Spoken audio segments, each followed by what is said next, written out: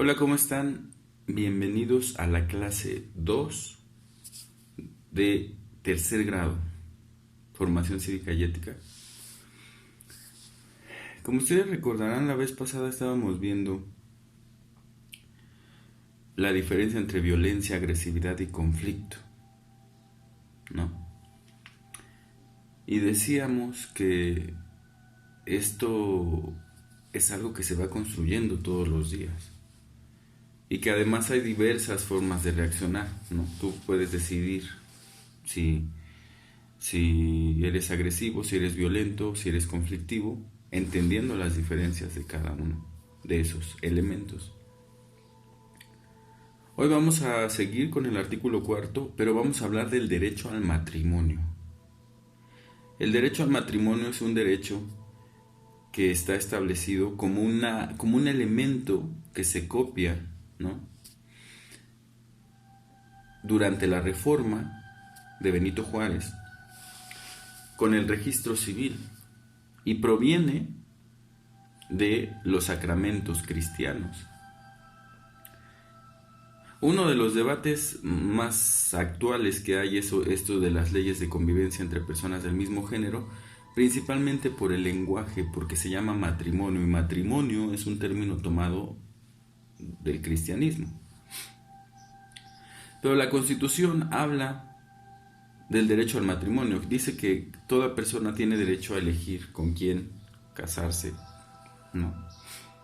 Es un elemento, es un derecho sexual y reproductivo, pero a la vez es un derecho civil, puesto que frente a la autoridad se van a reconocer ciertos derechos. La gente no se casa por amor en el punto del derecho civil.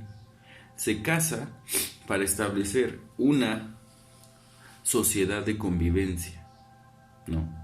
¿Qué quiere decir esto? Que cuando se muera una de las dos personas, los bienes pasan a ser posesión de la persona que queda viva.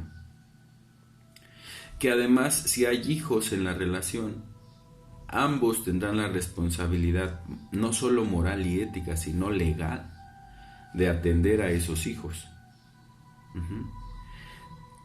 Que en las prioridades, en los casos de emergencia, la persona encargada o facultada de mirar, de seguir, de estar con el cónyuge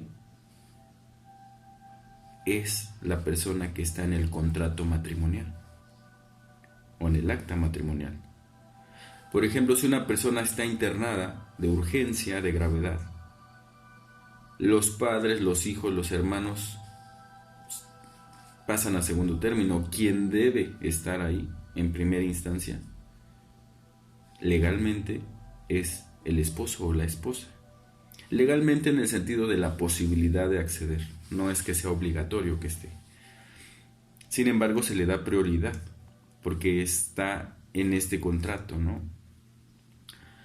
Entonces el matrimonio es economía, pero también es herencia, también es intereses, ¿no? Es un acuerdo que es muy importante analizar antes de establecerlo. Hay dos tipos de matrimonio. Hay un matrimonio por bienes separados, que significa que lo que tiene el novio y lo que tiene la novia le pertenecen en todo momento, aun cuando se divorcien. Y está el matrimonio por bienes mancomunados.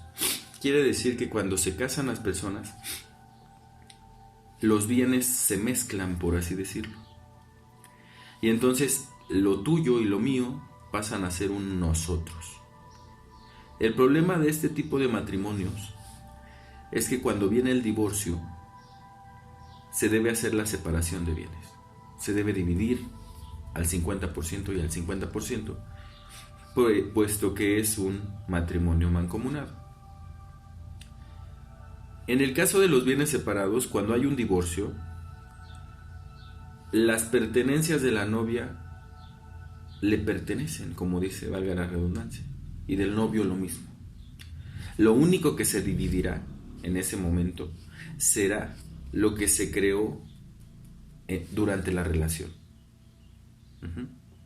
Por eso es muy importante, porque te puedes enamorar profundamente de alguien y casarte por bienes mancomunados. Pero si se llegan a divorciar, te va a tumbar la mitad de tus posesiones, ¿no? Realmente en el ámbito constitucional es más que una relación amorosa, hay que pensarlo fríamente, porque en el proceso de divorcio genera muchos conflictos.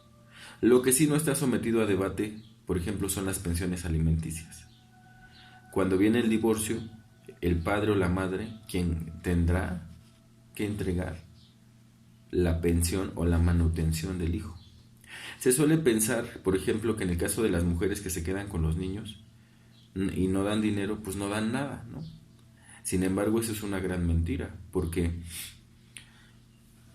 el lavar, el planchar, el atender, equivale a otras profesiones que se tendrían que pagar, y sin embargo a la mamá no se le paga. En cierta forma diríamos que es una entrega en especie, ¿no? En servicio. Lo que la mamá hace cuando, o el papá también, porque el papá puede ser el que se queda a cargo y la mamá es la que gana más y puede generar la pensión económica, pero el hecho de que el papá no dé dinero cuando está con el hijo no significa que no dé nada. Ya de plano hay unos baquetones que sí no dan nada, o sea, dejaron el esperma y se largaron, ¿no? Pero bueno, esa es otra cosa, ese es otro tema. Entonces, a ver, el matrimonio entonces es un derecho, además es un derecho subjetivo. ¿Qué significa el derecho subjetivo?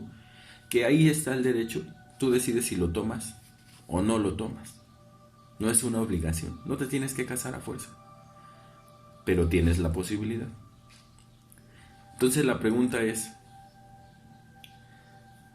¿tú qué opinas del matrimonio? Ah, obviamente tienes de referentes a tus papás, a tus tíos, ¿no? Las novelas. ¿Tú qué piensas del matrimonio? A ver. ¿Cuál es la actividad?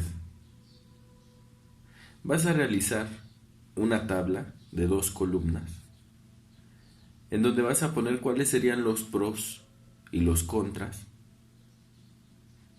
del matrimonio desde tu mirada. Ujú.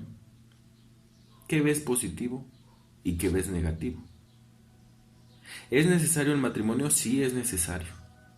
Porque si estás en el inicio y tu matrimonio va bien y te mueres, las propiedades ya no le van a pertenecer a tu esposa o a tu esposo.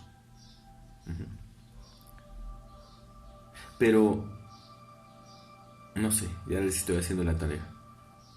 Una tabla de 2 columnas en donde me pongas qué es lo que ves bien y qué es lo que ves riesgoso en el matrimonio. Y nos vemos la clase que viene.